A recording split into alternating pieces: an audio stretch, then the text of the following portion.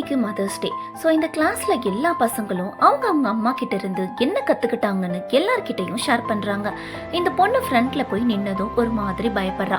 அப்ப அந்த பையன் கமான் ஸ்னேகா, உன்னால முடியும், செம்மையா பேசுவேன்னு சொல்லி கிளாப் பண்ணதும் எல்லாரும் கிளாப் பண்றாங்க. இந்த பொண்ணும் தைரியமா பேசுறா.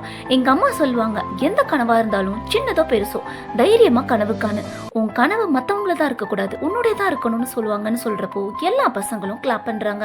அடுத்து இந்த பையன் போறான்.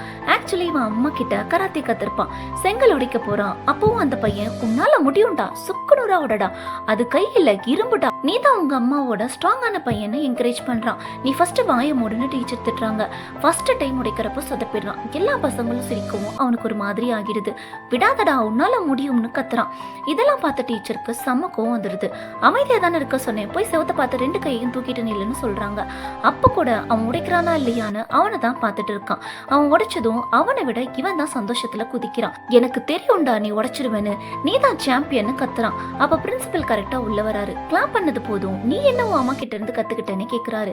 நம்மளை சுத்தி இருக்கவங்க செல்ஃப் கான்பிடென்ட்டை லூஸ் பண்றப்போ அவங்கள என்கரேஜ் பண்ணி பூஸ்ட் பண்ணா அவங்களுக்கு டபுள் மடங்கு கான்பிடென்ட் கிடைக்கும்னு எங்க அம்மா சொல்லுவாங்கன்னு சொன்னதும் பிரின்சிபல் மட்டும் இல்ல, மொத்த கிளாஸும் பாராட்டுறாங்க.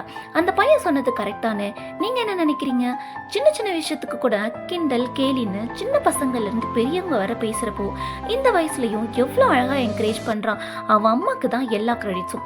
இந்த வீடியோ உங்களுக்கு பிடிச்சிருந்துச்சுன்னா வீடியோக்கு ஒரு லைக் போட்டு உங்க ஃப்ரெண்ட்ஸ் அண்ட் ஃபேமிலிக்கு ஷேர் பண்ணுங்க.